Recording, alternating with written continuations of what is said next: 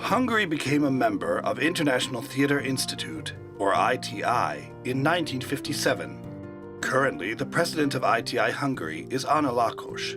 The Hungarian ITI Centre is a professional NGO of public interest, the purpose of which is to promote networking and communication between Hungarian and international theatres.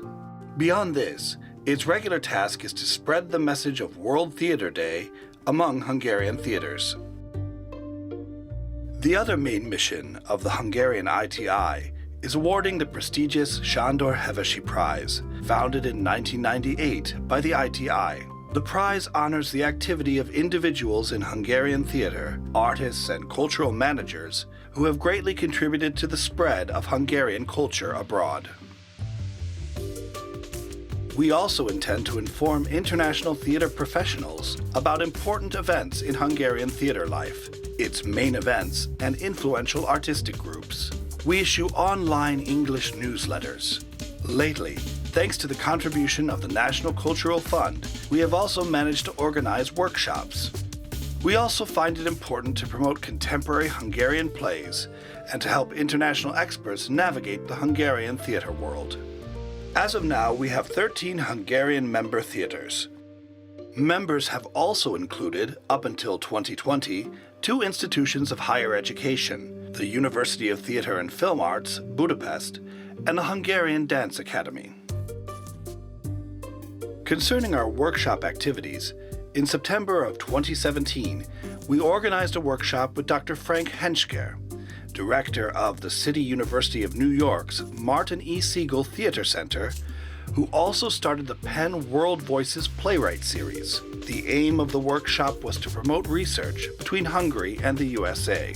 In 2019, we organized a short conference on theater structure and financial systems in Ireland and Estonia. In 2020, we organized a staged reading of 2 contemporary Estonian plays, followed by a roundtable discussion on how we can promote contemporary plays abroad. The Hungarian theater system fundamentally operates on state funding and support. For the most part, theaters are repertory in structure, with permanent venues and stable companies of actors. In addition, the number of independent companies has grown steadily over the past 30 years. Also important to note is the country's lively festival scene that takes place in both the permanent and independent theater spheres. During the lockdown, our theater landscape suffered the same aftermath as other countries. Several, mostly freelance actors and theater workers, were left without a permanent income, and independent companies had to face serious problems. Companies tried to find ways to keep themselves active by streaming their archives or live performances. They also initiated projects like delivering poems over the phone for individual members of their audience who registered for the service.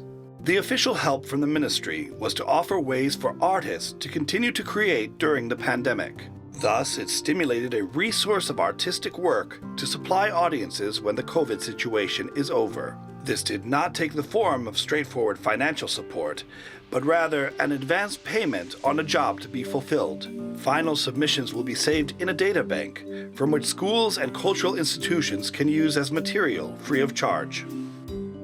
In the past 10 years, Hungarian theater has become strongly polarized, which may even affect the next generation of artists. The government's new concept for transforming the higher education system has affected Hungarian theater life. This involved the University of Theatre and Film Arts as well. The process has aroused a loud debate in the theater community. The Technology and Innovation Ministry, in charge of the university up until now, set up a foundation promising greater spending and more diverse instruction.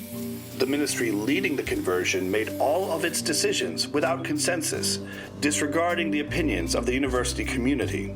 This seriously infringed on the principle of autonomy in higher education, and the entire leadership of the institution opted to walk out.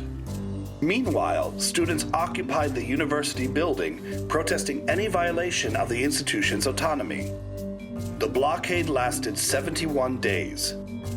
Due to the nationwide pandemic measures, the resistance efforts continue in other forms.